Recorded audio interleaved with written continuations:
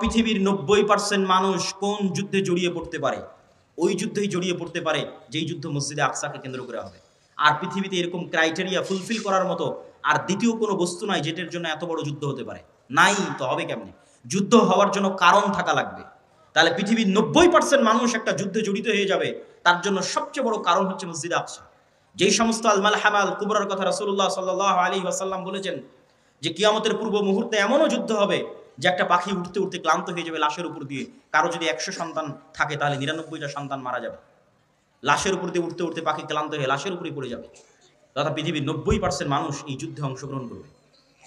এই যুদ্ধ একমাত্র মসজিদে আকসাকে কেন্দ্র করেই হতে পারে, একমাত্র জেরুজালেমকে কেন্দ্র করে হতে পারে। কেন? এখানে কারণ আছে।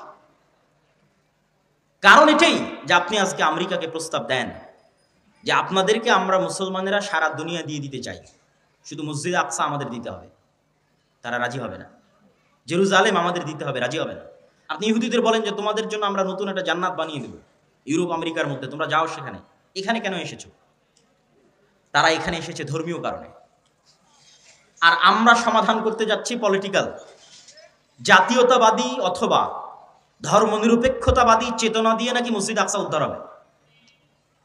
আর এই বিষ বাষ্প ফিলিস্তিনিদের মধ্যে ঢুকিয়ে দিয়েছে যে তোমরা জাতীয়তাবাদী চেতনায় আর ধর্মনিরপেক্ষতাবাদী চেতনায় চেষ্টা করো, তাহলে মসজিদ আকসা তোমাদের উদ্ধার হবে। বাবা, যারা মসজিদে আকসা জেরুজালেম দখল করেছে তারা জাতীয়তাবাদী চেতনাতেও দখল করেনি, ধর্মনিরপেক্ষতাবাদী চেতনাতেও দখল করেনি। তারা শুধুই শুধু সির্ফ ধর্মীয় চেতনা থেকে মসজিদে আকসা এবং জেরুজালেম দখল করেছে এবং এখন অপেক্ষায় আছে কখন এই মসজিদে আকসা ভেঙ্গে এই মসজিদে আকসাতে ইহুদিদের জন্য সিনাগগ তৈরি করা হবে। সেই দিন এখনো আসেনি, তারা সেটার অপেক্ষা, তাদের টার্গেট হচ্ছে ওইটা। সম্মানিত উপস্থিতি, আর আমরা মুসলমানেরা সমাধান করতে চাচ্ছি এটা ধর্মনিরপেক্ষতাবাদ দিয়ে, জাতীয়তাবাদ দিয়ে। আচ্ছা, এই দীর্ঘ আলোচনার প্রথম সামারি পয়েন্ট কি?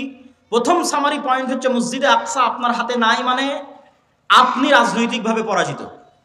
গোটা মুসলিম উম্মাহ, গোটা মুসলিম বিশ্ব রাজনৈতিকভাবে পরাজিত। মসজিদে আকসা জেরুজালেম আপনার হাতে নাই মানে আপনার উপর দিয়ে এখন আল্লাহর আযাব এবং গজব প্রবাহিত হচ্ছে। মসজিদে আকসা মুসলমানদের হাতে নাই মানে মুসলমানদের উপর দিয়ে কি প্রবাহিত হচ্ছে বলেন তো? আল্লাহর আযাব এবং গজব। যে উম্মতে মুহাম্মাদি যে এখন আযাব এবং গজবের হালতে আছে, অবস্থায় আছে, এটা বুঝবে কোথায় থেকে? দেখবে মসজিদে আকসা হাতে নাই। কেন? মক্কা আর মদিনা কোনোদিন হাতছাড়া হবেই না। আমি বলেছি মক্কা মদিনার দরজা ফিতনার জন্য বন্ধ। দ্বীনে ইসলাম যখন পৃথিবীতে কোথাও থাকবে না তখনও মদিনা এবং মক্কায় থাকবে। রাসূলুল্লাহ সাল্লাল্লাহু আলাইহি ওয়াসাল্লামের বাণী। তাহলে আপনার রাজনৈতিক বিজয়ের চিহ্ন এবং আলামত হচ্ছে মসজিদ আকসা। পুরো পৃথিবীর উপর ইসলাম এবং মুসলমানদের আধিপত্যের আলামত হচ্ছে মসজিদ আকসা। মসজিদ আকসা আপনার হাতে নাই মানে পৃথিবীতে আপনাদের আধিপত্য নাই। পৃথিবীতে আপনারা গোলামে পরিণত হয়েছেন, আমরা গোলামে পরিণত হয়েছি। পৃথিবীতে আমরা অধিকার বঞ্চিত জাতিতে পরিণত হয়েছি। আমরা আযাব এবং গজবের মধ্যে দিয়ে দিন পার করছি। তার প্রমাণ হচ্ছে মসজিদে আকসা আমাদের হাতে নাই। আল্লাহ সুবহানাহু ওয়া তাআলা রাখেননি, আমাদের আমলের কারণে, আমাদের চরিত্রের কারণে, আমাদের গুনাহের কারণে। আর আমরা এই মসজিদে আকসা ফেরত পেতে পারবো না। মিছিল আয়োজনের মাধ্যমেও ফেরত পেতে পারবো না, ফেসবুকে লেখালেখির মাধ্যমেও ফেরত পেতে পারবো না। সারা বিশ্বে কত জায়গায় মিছিল হচ্ছে তার হিসাব নাই। হার্ভার্ড ইউনিভার্সিটির ছাত্ররা মিছিল করতেছে, মুসলিম ছাত্ররা। আমি যে শহর থেকে আসলাম ডান্ডি ইউনিভার্সিটির যারা মুসলিম সোসাইটি আছে তারাও সমাবেশ আয়োজন করেছে মসজিদে আকসার জন্য। কিন্তু প্রশ্ন এটা নয়, প্রশ্ন হচ্ছে যারা এই সমাবেশটা আয়োজন করেছে তারা কি ওই মসজিদে আকসা আবাদ করার যোগ্য? আল্লাহ কি তাদেরকে যোগ্য হিসেবে বিবেচনা করছেন? এটাই হলো প্রশ্ন। যে আপনি কি আপনার নিয়ত, আপনার ইখলাস, আপনার আমল দিয়ে মসজিদে আকসার উত্তরসূরি হওয়ার, উত্তরাধিকারী হওয়ার যোগ্য হিসেবে নিজেকে গড়ে তুলতে পেরেছেন যে আপনার হাত দিয়ে মসজিদে আকসা বিজয় হবে? এই মসজিদে আকসা কার কার হাত দিয়ে বিজয় হয়েছে? ইউশা বিন নূনের হাত দিয়ে বিজয় হয়েছে। এই মসজিদে আকসা দাউদ আলাইহিস সালাতু ওয়াস সালামের হাত দিয়ে বিজয় হয়েছে। এই মসজিদে আকসা ওমর ইবনুল খাত্তাব রাদিয়াল্লাহু তাআলা আনহুর হাত দিয়ে বিজয় হয়েছে। এই মসজিদে আকসা সালাহুদ্দিন আল আইয়ুবির হাত দিয়ে বিজয় হয়েছে। তাদের এই বিজয়ের ঘটনাগুলো পড়েন, তাদের আমল, আখলাক, চরিত্র, আকীদা, বিশ্বাস দেখেন যে আল্লাহ সুবহানাহু ওয়া তাআলা কেন, কিভাবে তাদেরকে এই বিজয় দান করেছিলেন। আর আমরা কোন জায়গায় আছি যে আমরা ওই জায়গা থেকে বঞ্চিত এবং আল্লাহর আযাব এবং গজবের শিকার আমরা।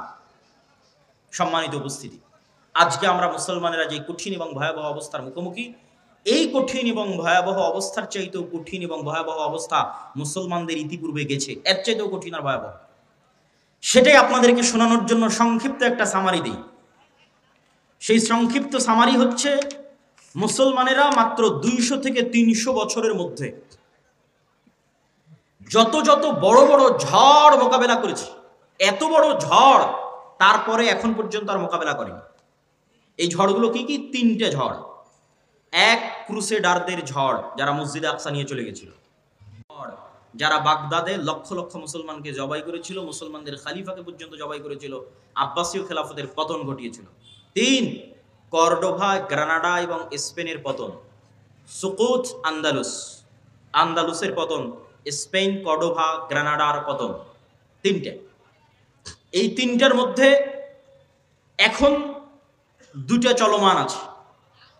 আপনারা শুধু মসজিদে আকসার কথা জানেন, কর্ডোভার জামে মসজিদের কথা জানেন না। আল্লাহ সুবহানাহু ওয়া তাআলা আমাদেরকে মসজিদে আকসায় যাওয়া থেকে বঞ্চিত রেখেছে। ঠিক আমাদেরকে আল্লাহ সুবহানাহু ওয়া তাআলা, যদিও কর্ডোভার জামে মসজিদের আলাদা কোনো ফজিলত নাই, কিন্তু কর্ডোভার জামে মসজিদ যাদের টাকায় নির্মিত তারা আমাদের বাপদাদা। কথা কি আমার বুঝতে পারছেন? যেমন উমাইয়া খলিফারা মিশরের 7 বছরের রাজস্ব আয় মসজিদ আকসায় ব্যয় করেছিল, 7 বছরের রাজস্ব আয়। ঠিক তেমনি আন্দালুসের যারা খলিফা ছিল তারা বড় বড় বিজয়ের গনিমতের মাল জামে মসজিদ কর্ডোভায় ব্যয় করে দিয়েছে। জামে মসজিদ কর্ডোভা নিকট অতীতে তথা এখন কাবা এবং মদিনার যে সম্প্রসারণ হয়েছে এখন গত 20-30 বছরে, যে বিশাল সম্প্রসারণ, এই সম্প্রসারণের আগে পৃথিবীর সবচেয়ে বড় মসজিদগুলোর একটা মসজিদ, পৃথিবীর সবচেয়ে বড় মসজিদগুলোর একটা মসজিদ হচ্ছে জামে মসজিদ কর্ডোভা, আরবিতে বলা হয় কুরতুবা, যেখানে একই মসজিদে একই ফ্লোরে 70,000 অথবা তার চেয়ে বেশি মানুষ সালাত আদায় করতে পারবে একই ফ্লোরে। আর ওই মসজিদে এখন প্রবেশ করবেন, দেখবেন মসজিদ মূর্তিতে পরিপূর্ণ। মারিয়াম আলাইহা সালাতু ওয়াস সালাম এবং ঈসা আলাইহিস সালাতু ওয়াস সালামের মূর্তিতে পরিপূর্ণ মসজিদ, তথা খ্রিস্টানদের মা মেরি এবং জেসাস এবং মা মেরির মূর্তিতে পরিপূর্ণ। আর ওখানে একজন মুসলমানকেও ব্যক্তিগতভাবেও সালাত আদায় করতে দেওয়া হবে না। আপনি যদি চুল পরিমাণ আপনার অন্তরে ঈমান থাকে, আর আপনি যদি স্পেনে গিয়ে জামে মসজিদ কর্ডোভায় প্রবেশ করেন, তো আপনার চোখ দিয়ে পানি বের হবেই হবে। প্রত্যেক যে মুসলমান যার অন্তরে চুল পরিমাণ ঈমান আছে, সে যদি স্পেনে যায় এবং জামে মসজিদ কর্ডোভায় প্রবেশ করে, তাহলে তার চোখ দিয়ে পানি পড়তে বাধ্য, যে সে মসজিদের মধ্যে দাঁড়িয়ে আছে, মেম্বার আছে, ছাদ আছে, বিশাল মসজিদ, কিন্তু সে সালাত আদায় করতে পারবে না, মসজিদে আজান হয় না। শুধু একটা মসজিদ নয়, এরকম পুরো কর্ডোভায় যত গির্জা আছে, পুরো গ্রানাডায়, পুরো স্পেনে যত গির্জা আছে, প্রত্যেকটা গির্জা মসজিদ। আপনি ধোকায় পড়ে যাবেন। বাহির থেকে দেখলে আপনি ধারণা করবেন এটা মসজিদ, কেননা মিনার আছে। বাহির থেকে দেখলে বুঝবেন মসজিদ, কেননা মেহরাব আছে। এটা মসজিদই, মিনার মেহরাব আছে মানে মসজিদ। ভিতরে যেয়ে দেখবেন যে মূর্তিতে পরিপূর্ণ, আসলেই মসজিদ। কিন্তু এখন আজানও নাই, একামতও নাই, মুসলমানও নাই। অথচ ওই মসজিদগুলো যারা ওয়াকফ করেছিল আল্লাহর সন্তুষ্টির জন্য, তারা মুসলমান ছিল। ওই মসজিদগুলোতে যারা দান করেছিল মসজিদ নির্মাণের জন্য, তারা মুসলমান ছিল। এটাই আমি বলছি যে জামে মসজিদ কর্ডোভার হয়তো আলাদা কোনো ফজিলত নাই, কিন্তু জামে মসজিদ কর্ডোভার মুসলমানদের টাকাতেই নির্মিত। ওই স্পেনে এরকম শত শত মসজিদ আছে। এটা এখন পৃথিবীর সবচেয়ে বড় গির্জাগুলোর একটা, ক্যাথিড্রাল বলে ওরা, যে biggest cathedral all over the world. সারা পৃথিবীর সবচেয়ে বড় গির্জাগুলোর একটা হচ্ছে এটা, জামে মসজিদ কর্তুবা। এখানে হাজার হাজার ছাত্র দার্স দিত, দার্স শুনতো, ইলমের আলোচনা হতো। বড় বড় আলেম এই সমস্ত মাটি থেকে জন্ম নিয়েছে। ইবনু হাজাম আন্দালুসি, ইবনু আব্দুল বার, হাফিজুল মাগরিব, তারপরে তাফসীর কুরতুবির লেখক ইমাম কুরতুবি, বড় বড় ইমাম এই সমস্ত শহরে জন্ম নিয়েছে, দিনের কাজ করেছে, দিনের খেদমত করেছে। এই জন্য আমি বলি যে মুসলমানেরা যখন ফুটবল ক্লাবগুলো নিয়ে উন্মাদনা করে, আরও সবচেয়ে বেশি কষ্ট পায় যখন সৌদির যুবকদের দেখি। যে সৌদির যুবকদেরকে তো এখন আরো বেশি উৎসাহিত করা হচ্ছে যে তোমরা এই রাস্তায় আসো, এই লাইনে আসো, তোমাদের শুধু বিনোদন আর পর্যটন নিয়ে ব্যস্ত থাকতে হবে। তো তাদের যখন দেখি যে ওই যে সমস্ত ক্লাব, পৃথিবীর সবচেয়ে বিখ্যাত ক্লাবগুলো হচ্ছে স্পেনের, বার্সেলোনা, রিয়াল মাদ্রিদ, এগুলো বেশিরভাগ এগুলো হচ্ছে স্পেনের শহর। বার্সেলোনা হচ্ছে স্পেনের শহর, মানে এটা এই বার্সেলোনা মুসলমানদের, ওই মাটি ওই জায়গা মুসলমানদের ছিল। তাহলে আপনি যখন ওইটা নিয়ে উন্মাদনায় ব্যস্ত, তখন যদি আপনাকে নিয়ে গিয়ে আমি জামে মসজিদ কর্ডোবার মধ্যে দাঁড় করাই, কর্ডোবার মধ্যে দাঁড় করাই, সৌদি আরবের এই সমস্ত যুবকদেরকে নিয়ে গিয়ে যদি জামে মসজিদ কর্ডোভায় দাঁড় করানো হয় আর বলা হয় না এখন উন্মাদনা করো তোমার বার্সেলোনা নিয়ে আর রিয়াল আর মাদ্রিদ নিয়ে। কেন আল্লাহ তোমাদের কাছ থেকে মসজিদ ছিনিয়ে নিয়েছে? কেন আল্লাহ তোমাদের কাছ থেকে মসজিদ আকসা ছিনিয়ে নিয়েছে? যে সারা পৃথিবীর কোনো মুসলমান আর মসজিদ আকসায় যেতে পারে না, সালাত আদায় করতে পারে না। তো মুসলমানের অন্তরে তো ব্যথা থাকা উচিত যে তিনটা পবিত্র মসজিদ, পবিত্র ভূমি, যেখানে সফর করার আদেশ দেওয়া হয়েছে, যেখানে পড়লে অতিরিক্ত সালাত আদায় করলে অতিরিক্ত নেকির ঘোষণা দেওয়া হয়েছে, এই তিনটা মসজিদের একটা মসজিদ হচ্ছে মসজিদ আকসা। তো ওই মসজিদ আকসায় তো তুমি যেতে পারো না, ওই মসজিদ আকসায় তুমি সালাত আদায় করতে পারো না। অথচ আগের যুগের প্রত্যেক মুসলমানেরা ইতিহাস পড়েন, প্রত্যেক যারা মুসলমান আমার বাংলাদেশ থেকে রওনা দিয়েছে, কোনো হাজি একসাথে তিনটা মসজিদ না দেখে ফিরে আসতো না। মানে এটা হচ্ছে হজ ট্রিপের অংশ, যে আপনি এখন হজ এবং ওমরায় যাচ্ছেন, মানে এই ট্রিপে তিনটা মসজিদ থাকবে, মসজিদ আকসা হয়ে, মসজিদ নববী হয়ে, হারাম হয়ে, তারপর আপনি বাড়ি যাবেন। আগের যুগের মানুষ হজ করার জন্য সফর করবে আর মসজিদ আকসায় যাবে না, এটা কল্পনার বাইরে, এটা অসম্ভব। আর আপনাদের এখন কতজন হাজি আছে হজ করে আসতেছেন মক্কা থেকে, মদিনা থেকে, মসজিদ আকসায় যেতে পেরেছেন? যেতে দিবে আপনাকে? কেউ দিবে না। সম্মানিত উপস্থিতি, এই কষ্ট অন্তরে থাকতে হবে। এই কষ্ট না থাকলে আপনি অনুভবও করতে পারবেন না, আপনার ইমানও জাগবে না এবং আপনার দ্বারা বিজয় সম্ভব নয়। এই কষ্ট সালাহুদ্দিন আইয়ুবীর অন্তরে ছিল। সালাহুদ্দিন আইয়ুবী পণ করেছিলেন, প্রতিজ্ঞা করেছিলেন, আল্লাহর ঘর কাবায় ততদিন পর্যন্ত হজ করার জন্য যাবেন না। আল্লাহর ঘর কাবায় ততদিন পর্যন্ত হজ করার জন্য যাবেন না যতদিন না আল্লাহর আর একটা ঘর মসজিদ আকসা। কার ঘর? বলেন, মসজিদ আকসা কার ঘর? আল্লাহর ঘর।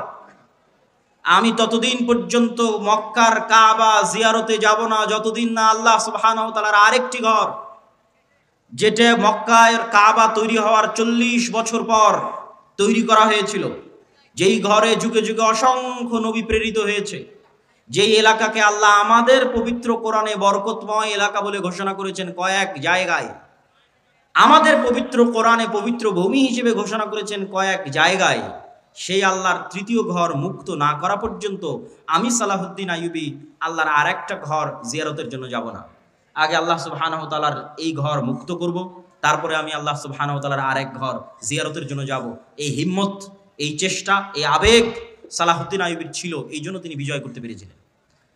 তাহলে সর্বপ্রথম আমাদের অন্তরে, আমাদের সন্তানদের অন্তরে, আমাদের স্ত্রী পুত্র কন্যার অন্তরে, এমনকি ইতিহাসে লেখা আছে, এই ইতিহাসটার সত্য মিথ্যা আমার জানা নাই, তদন্ত করার সুযোগ হয়নি, যে সালাহুদ্দিন আইয়ুবী রাহিমাহুল্লাহর আব্বা তিনি বিবাহের সময় এই শর্তেই বিবাহ করেছিলেন যে এমন মেয়েকে বিবাহ করবেন যার অন্তরে মসজিদ আকসার ভালোবাসা আছে এবং যেও চায় এমন একটি সন্তান জন্ম দিতে যে মসজিদ আকসা বিজয়ের জন্য তার জীবনকে বিলিয়ে দিবে।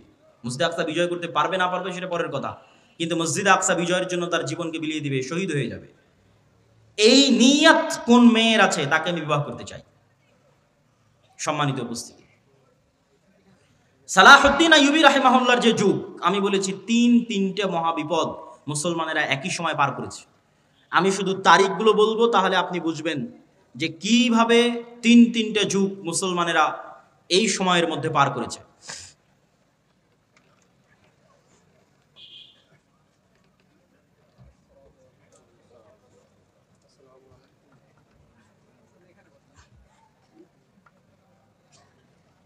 আমরা যদি 1000 খ্রিস্টাব্দ অথবা 1100 খ্রিস্টাব্দকে শুরু ধরি আর 1400 খ্রিস্টাব্দকে বা 1400 খ্রিস্টাব্দের মাঝামাঝি পর্যন্ত শেষ ধরি, তাহলে এই 300 বছর, 1100 থেকে 1400, এই 300 বছরে মুসলমানদের উপর পৃথিবীর সবচেয়ে বড় বড় কয়েকটা বিপদ গেছে।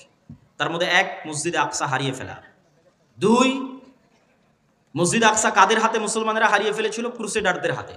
ক্রুসেডাররা এসেছিল কোথায় থেকে? ইউরোপ থেকে, ইতালি থেকে, ফ্রান্স থেকে, জার্মানি থেকে ক্রুসেডাররা এসেছিল। 2, বাগদাদের আব্বাসীয় খেলাফতের পতন কাদের হাতে হয়েছিল? মঙ্গোলীয়দের হাতে।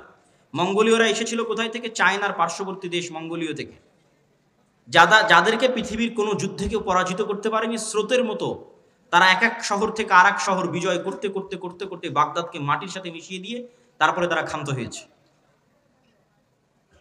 এবং ওই সময়ের আলেম ওলামারা লিখেছে যে এরা ইয়াজুজ মাজুজ। ওই সময়ের আলেম ওলামারা সন্দেহে পড়ে গেছিলেন যে ইয়াজুজ মাজুজ হয়তো এরাই। এইভাবে একের পর এক মুসলিম শহর এলাকা, কোথায় চায়না, এখান থেকে শুরু করলে Uzbekistan, Kyrgyzstan, Kazakhstan, Samarkand, বোখারা, Nishapur, Iran, Iraq, তারপরে ইন্ডিয়ার সাইডের কিছু অংশ, আফগানিস্তান, পাকিস্তান, এগুলো সব বিজয় করতে করতে ইরাকের রাজধানী, তৎকালীন আব্বাসীয় খেলাফতের রাজধানী বাগদাদ পর্যন্ত বিজয় করেছে। এবং তারা এতটাই নৃশংস, এতটাই পশুত্ব তাদের মধ্যে ছিল যে তারা টানা 4 দিন অথবা 5 দিন যাবৎ লক্ষ লক্ষ মুসলমানকে জবাই করেছে এবং মুসলমানদের কাটা মাথা দিয়ে মিনার তৈরি করত। তৃতীয় কোনটা? তৃতীয় হচ্ছে কর্ডোভার পতন, গ্রানাডার পতন। কর্ডোভার পতন হয়েছে 1236, ওই একই সময় স্পেনের পতন। তাহলে এই 3টে বড় ঘটনার মতো একসাথে এত বড় ঘটনা মুসলমানদের উপর আর যায়নি। এই জন্য আমি বারবার বলি যে এখন মুসলমানেরা যে বিপদ, যে আপদ, যে কষ্টের মধ্যে আছে, এর চেয়ে বেশি কঠিন, বেশি ভয়ঙ্কর বিপদ আপদ জাতিগতভাবে মুসলমানদের উপর দিয়ে পার হয়ে গেছে। তা হচ্ছে এই 200-300 বছর ক্রান্তিকাল, ইসলাম এবং মুসলমানদের ক্রান্তিকাল। তো এখান থেকে কি মুসলমানেরা বের হতে পেরেছিল? জি, এখান থেকে মুসলমানেরা বের হতে পেরেছিল। আল্লাহ বের করার রাস্তা করে দিয়েছিলেন। এক, মসজিদ আকসা আল্লাহ মুক্ত করেছেন সালাহুদ্দিন আইয়ুবীর মাধ্যমে। সালাহুদ্দিন আইয়ুবীর মাধ্যমে মসজিদ আকসা মুক্ত করার যুদ্ধ ছিল হিত্তিনের যুদ্ধ। সালাহুদ্দিন আইয়ুবী মসজিদ আকসা মুক্ত করার জন্য কয়েকটা পয়েন্টে কাজ করেছেন। এই পয়েন্টগুলো খুবই গুরুত্বপূর্ণ। তার মধ্যে 1 নম্বর পয়েন্ট হচ্ছে গোটা মুসলিম এলাকা মুনাফিকে পরিপূর্ণ হয়ে গেছিল। সব আমির ওমারারা মুনাফিক। খ্রিস্টান ক্রুসেডারদের নারী এবং টাকার কাছে বিক্রি হয়ে যেত সমস্ত আমির ওমারারা। আর সবচেয়ে বেশি শত্রুতা করতো শিয়ারা। ওই সময় শিয়াদের শাসন ছিল মিশরে। ফাতিমীয়, ওবায়দীয় শিয়া খেলাফত ছিল মিশরে, যারা প্রতিষ্ঠা করেছিল জামিয়াতুল আজহার। আজকের আজহার বিশ্ববিদ্যালয় শিয়ারা প্রতিষ্ঠা করেছিল শিয়া মাযহাব প্রচার করার জন্য। তো সালাহুদ্দিন আইয়ুবী রাহিমাহুল্লাহর 2টা টার্গেট ছিল। মিশর এবং সিরিয়াকে এক করতে হবে। মিশর এবং সিরিয়া একত্রিত না হওয়া পর্যন্ত মসজিদ আকসা আমি বিজয় করতে পারবো না। মজার বিষয় হলো ওমর রাদিয়াল্লাহু তাআলা আনহুর যুগেও যখন মসজিদ আকসা বিজয় হয়, তখনও মুসলমানেরা মিশর এবং সিরিয়া একত্রিত করেছিল। মিশর এবং সিরিয়ার বিজয় শেষ করে মসজিদ আকসার বিজয় সম্পন্ন করেছিল। কেননা ভৌগোলিকভাবে আজও মসজিদ আকসা বিজয় করা কঠিন যদি সিরিয়া এবং মিশর আপনার হাতে না থাকে। ফিলিস্তিন বিজয় করা কঠিন যদি সিরিয়া এবং মিশরের মাটি আপনার হাতে না থাকে। এর অনেক ভৌগোলিক বিশ্লেষণ আছে, আমি লম্বা আলোচনায় যাব না। তার মধ্যে সবচেয়ে বড় ভৌগোলিক বিশ্লেষণ হচ্ছে ভূমধ্য সাগর। ভূমধ্য সাগরের পানি আপনি কি দিয়ে কন্ট্রোল করবেন? ক্রুসেডাররা সব আসতো ওই পানি দিয়ে, ভূমধ্য সাগর দিয়ে। বেশিরভাগ স্থলপথেও আসতো না তা নয়, কিন্তু পানি দিয়ে আসতো। ওই ভূমধ্য সাগরের তীর কন্ট্রোলে নিতে হলে আপনাকে সিরিয়া পুরো কন্ট্রোলে নিতে হবে, মিশর পুরো কন্ট্রোলে নিতে হবে, তাহলে প্রবেশ পথ বন্ধ। অন্তত সমুদ্র দিয়ে আর কেউ আসতে পারবে না। এবার মাটি আপনার দখলে, এখন শুধু মসজিদে আকসা বাকি। তো এটা ছিল সালাহুদ্দিন আইয়ুবী রাহিমাহুল্লাহর 1 নম্বর কৌশল। 2, সালাহুদ্দিন আইয়ুবী রাহিমাহুল্লাহ আকীদাগত যুদ্ধ লড়েছিলেন, আকীদার যুদ্ধ। তিনি শিয়াদের বিরুদ্ধে যুদ্ধ করতে করতে ক্লান্ত হয়ে গেছে। যত বেশি মুসলমানদের বিরুদ্ধে সালাহুদ্দিন আইয়ুবী যুদ্ধ করেছিলেন, মুসলিম শাসক এবং মুনাফিকদের বিরুদ্ধে, তত যুদ্ধ উনি ক্রুসেডারদের সাথেও লড়েননি, তত যুদ্ধ উনি এই খ্রিস্টানদের সাথেও লড়েননি। ওনার দিনই পার হয়ে গেছে, সময় বয়সে পার হয়ে গেছে শুধু মুসলমানদের সাথে যুদ্ধ করতে করতে, মুসলিম আমির ওমারাদের মুনাফিকি দূর করতে করতে। তার একটা বড় কারণ ছিল শিয়া মাযহাব।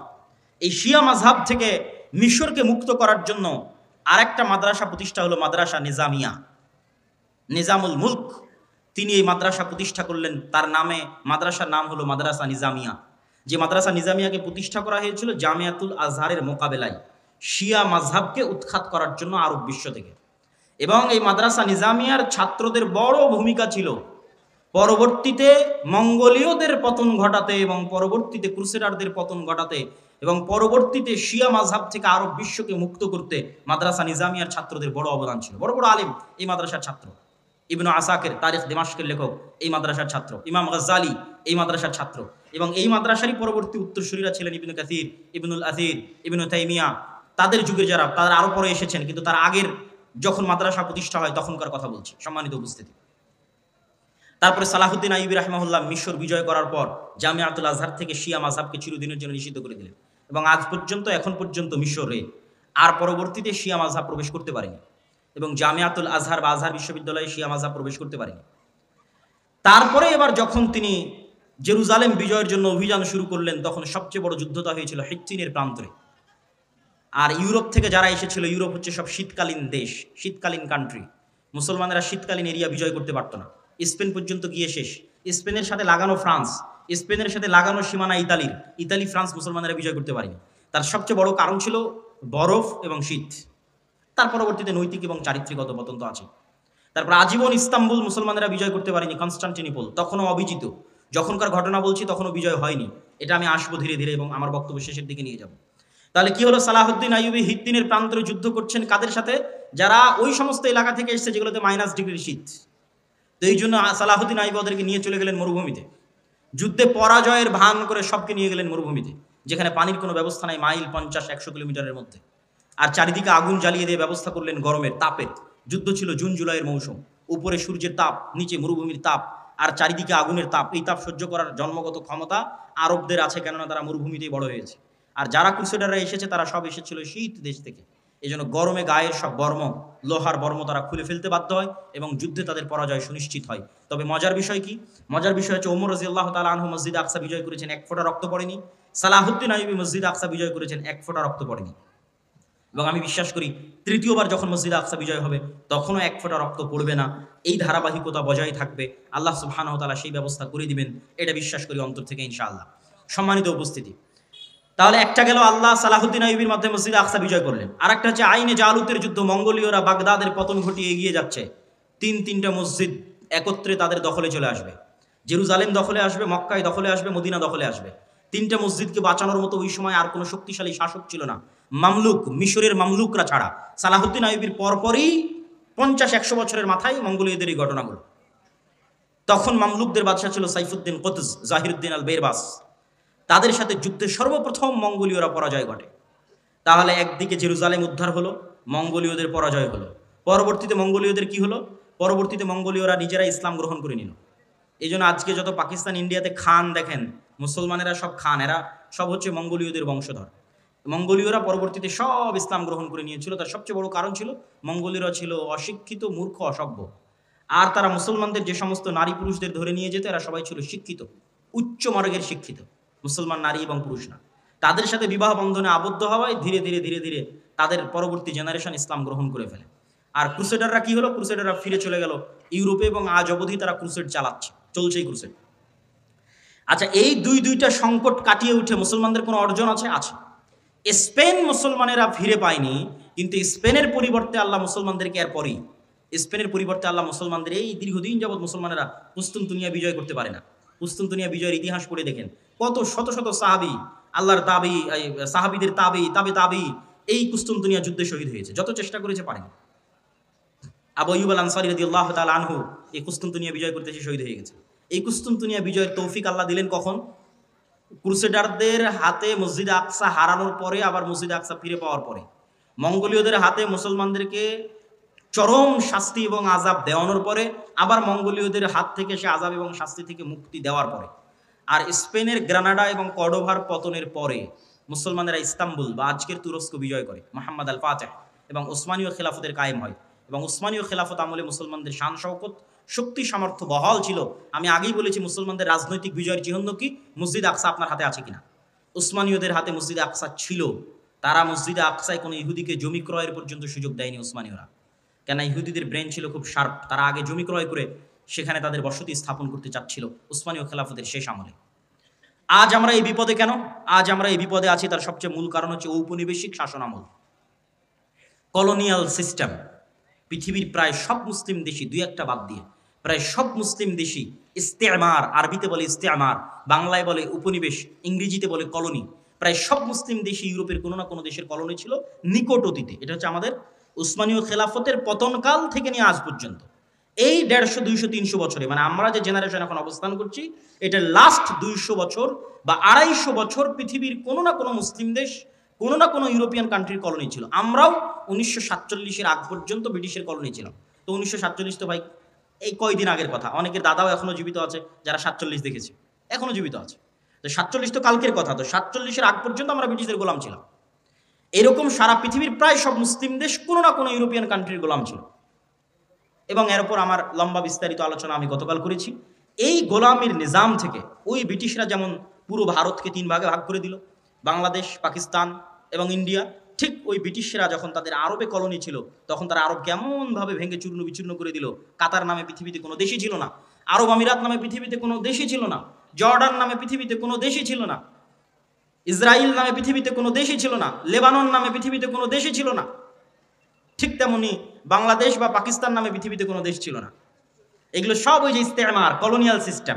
ওরা যখন এই দেশগুলো ছেড়ে গেছে তখন ডিভাইড অ্যান্ড রুল, ভাগ করে গেছে, নতুন দেশ তৈরি করে গেছে। তো ওই শাম, সিরিয়াকে জর্ডানে ভাগ করেছে, লেবাননে ভাগ করেছে, একটু দিয়েছে জর্ডান, একটু দিয়েছে লেবানন, একটু দিয়েছে কাতার, একটু দিয়েছে আরব আমিরাত, একটু দিয়েছে বাহরাইন, একটু একটু করে দিয়ে ওর মধ্যে থেকে ইসরায়েল বের করেছে। ওর মধ্যে থেকে অল্প একটু জায়গা বের করেছে ইসরায়েলের জন্য, অনেক দীর্ঘদিনের সুপরিকল্পনার ফসল এবং মুসলমানদের অধপতনের ফসল, মুসলমানদের উপর আল্লাহর আযাব এবং গজবের যে আলামত সেটার প্রমাণ। আর এই আযাব এবং গজব থেকে উদ্ধার হওয়া সম্ভব নয় আমল এবং ইমানে পরিবর্তন ছাড়া। আমল এবং ইমানে পরিবর্তন ছাড়া সম্ভব নয়।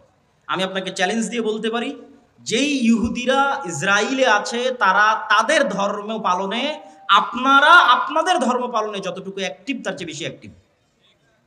কথা মনে হয় আমার বুঝতে পারেননি। আপনাদের কতজনের মুখে দাঁড়িয়ে আছে, আর ইহুদি একটা পল্লী মহল্লায় গিয়ে দেখবেন ওদের কতজনের মুখে দাঁড়িয়ে আছে।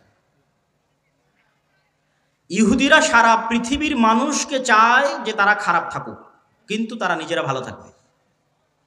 সারা পৃথিবীর মানুষ মদ খেলে, জুয়া খেললে তাদেরকে গোলাম বানানো সহজ, কিন্তু তাদের সন্তানেরা যদি জুয়া খেলে, মদ খায়, তাহলে তারা পৃথিবী শাসন করতে পারবে না। এই জন্য এটা তাদের এজেন্ডা যে তাদের সন্তানেরা মদ, জুয়া, ফ্রি ফায়ার, পাবজি খেলবে না, কিন্তু তারা পৃথিবীতে এমন সিস্টেম তৈরি করবে যে মুসলমানের সন্তান জন্ম হওয়ার পর থেকে মদ, জুয়া, আড্ডা, গাঞ্জা, ফ্রি ফায়ার, পাবজি পড়ে থাকবে। তাহলে এরা হবে কি, এদের অবস্থা হবে গরু ছাগলের মতো। কেননা যে নেশাখোর, যে জুয়াখোর, সে গরু ছাগল। তার পৃথিবীতে কেন, বাড়িতে, দেশে কেন, এলাকায় কেন, বাড়িতে পর্যন্ত শাসন ক্ষমতা কায়েম করতে পারবে না। একটা জুয়াখোর, একটা মদখোর কি বাড়িতে শাসন চালাতে পারবে? পারবে না। তো যে জুয়াখোর, মদখোর বাড়িতে শাসন চালাতে পারবে না, ও কুশ্চিনকালে মসজিদে আকসা বিজয় করতে পারবে না। যে ফ্রি ফায়ার, পাবজিতে ব্যস্ত আছে, ও বাড়ি চালাতে পারবে না, তো মসজিদে আকসা কেমন বিজয় করবে? তো কিন্তু ইহুদিরা তাদের সন্তানকে জন্মের পর থেকে বলবে পড়ো পড়ো পড়ো পড়ো, জ্ঞান অর্জন করো, বড় হও, পৃথিবী শাসন করতে হবে, অস্ত্র বানাও, জ্ঞান বিজ্ঞান নিয়ে ব্যস্ত থাকো, গোটা আরব বিশ্বকে ব্যস্ত রাখো পর্যটন আর বিনোদনে, দুবাই আর কাতারকে ব্যস্ত রাখো ফুটবল বিশ্বকাপে। আর ফুটবল বিশ্বকাপ আয়োজন করা আর এগুলো খেলাধুলা নিয়ে পড়ে থাকা যদি খুবই ভালো হতো, তাহলে ইসরায়েলই আগে থাকতো। কথা বুঝতে পেরেছেন? ইসরায়েল কিসে সবার আগে? অস্ত্র বানাও, অস্ত্র কিনো, এটাতে সবার আগে, জ্ঞান বিজ্ঞানে সবার আগে। আর ওর পাশের যে মুসলিম দেশগুলো আছে, ওরা কিসে আগে? ওরা হচ্ছে পর্যটনের জন্য বানাও, বিনোদনের জন্য বানাও, টাকা অঢেল, কিন্তু সব খরচ করছে পর্যটন বিনোদনে। এই জন্য আল্লাহর গজব আরো কন্টিনিউ হচ্ছে, আরো দীর্ঘস্থায়ী হচ্ছে। এই গজব থেকে মুসলমানদের বের হতে হলে দিনে ফিরে আসতে হবে। মুসলমানদের সবচেয়ে বড় শক্তির জায়গা হচ্ছে তাদের দিন, তাদের আকীদা, তাদের বিশ্বাস। সারা পৃথিবীতে তারা শিখিয়েছে যে তোমরা সন্তান কম নাও, আর কোনো ইহুদি ফ্যামিলি পাবেন না যেখানে 6টা 7টা করে বাচ্চা নাই, পাবেন না। আপনি নিজে আজকে তদন্ত করতে পারেন, কেন এরা পৃথিবীর খুবই রহস্য ঘেরা একটা জাতি। এদের বিষয়ে কোনো তথ্য পাবেন না, এদের বিষয়ে গবেষণা করতে গেলে আপনি দেখা যাচ্ছে আউট হয়ে যাবেন পৃথিবী থেকে। অত্যন্ত রহস্য ঘেরা একটা জাতি, অনেক অল্প সংখ্যক। কিন্তু যদি আপনার পক্ষে সম্ভব হয়, বিশেষ করে যে সমস্ত মুসলমান ভাইয়েরা ইউরোপে আছেন, তারা ইহুদি পল্লীগুলোতে গিয়ে দেখবেন তাদের কয়টা করে সন্তান। আর তাদেরই এনজিওগুলো আপনার মুসলিম এলাকায় গিয়ে বলতেছে তোমাদের সন্তান কমাও। এই জন্য তারা টার্গেট করে, ইচ্ছা করে ফিলিস্তিন, গাজায় শিশুদেরকে হত্যা করতেছে। ঠিক যেমন ফেরাউন বানু ইসরাইলের শিশুদেরকে হত্যা করত। তাহলে দুইভাবে আপনার শিশুকে হত্যা করতেছে, এক বম মেরে হত্যা করতেছে, আর এক আপনার মাথায় দিয়ে দিয়েছে যে আপনি 2টার বেশি যেন সন্তান না নেন। কিন্তু সে জন্ম দিচ্ছে 6টা 7টা 8টা 10টা করে। এই জন্য ওদের এরকম কোনো ছোট গাড়ি থাকে না। আমাদের যে ছোট কারগুলো, এই ছোট কারগুলো তারা ইউজ করে না, তারা ইউজ করে বড় 4, 6, 7 সিটের 4 হুইলার জিপ, যাতে ফুল ফ্যামিলি নিয়ে যাতায়াত করা যায়। কারণ ফ্যামিলি তো 2টা সদস্য না, 6টা 7টা সদস্য, তো ছোট কারে তো হবে না। তারা সারা পৃথিবীতে সুদি বিজনেস তৈরি করে রেখেছে, কিন্তু তারা নিজেরা পরস্পরের সাথে সুদি লেনদেন করে না। মানে এক ইহুদি আর এক ইহুদির সাথে সুদি লেনদেন করবে না, কিন্তু ওই ইহুদি আবার পৃথিবীর সবচেয়ে বড় সুদি কোম্পানির মালিক। তার মানে সারা দুনিয়ার মানুষের টাকা সুদের নামে কবজা করে নাও, কিন্তু তুমি যখন আর এক ইহুদিকে ধার দিবা তখন করজে হাসানা দিবা, সুদ নয়। যেগুলো বলতেছি এগুলো দেখা বলতেছি, আপনারাও চাইলে পরীক্ষা করতে পারেন।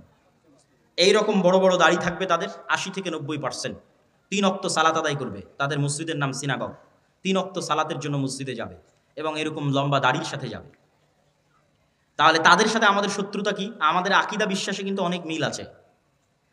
খ্রিস্টানেরাও অপেক্ষায় আছে একজন মাসিহ আসবে, ইহুদিরাও অপেক্ষায় আছে একজন মাসিহ আসবে, আমরাও অপেক্ষায় আছে একজন মাসিহ আসবে। তাহলে আকীদা মিল হলো না ভাই?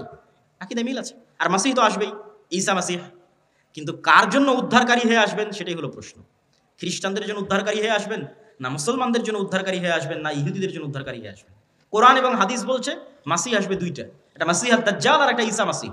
মাসিহ দাজ্জাল হবে ইহুদিদের উদ্ধারকারী, আর ঈসা আলাইহিস সালাতু ওয়াস সালাম হবেন মুসলমানদের উদ্ধারকারী। সম্মানিত উপস্থিতি, এরকম আকীদা বিশ্বাসে আরো মিল আছে। তারাও এক পৃথিবীতে এক আল্লাহর ইবাদত করে, মানে আল্লাহর একত্ববাদে বিশ্বাস করে সামান্যতম হলেও, তাদের মধ্যেও শিরক আছে, কিন্তু যেমন আমাদের বেরেলভী ভাইয়েরা যেমন তাদের মধ্যে শিরক থাকলেও তারা এক আল্লাহ বিশ্বাস করে, এরকম এক আল্লাহ বিশ্বাস করে দিনের মধ্যে একটা দিন হচ্ছে ইহুদি দিন। ইহুদিরা খ্রিস্টানদের মতো তৃত্ববাদে বিশ্বাস করে না, খ্রিস্টানরা কিন্তু তিনটে দিনে বিশ্বাস করে, তিনটে রব বা খোদায় বিশ্বাস করে, তারা একটাই বিশ্বাস করে। মুসলমানেরাও একটাই বিশ্বাস করে।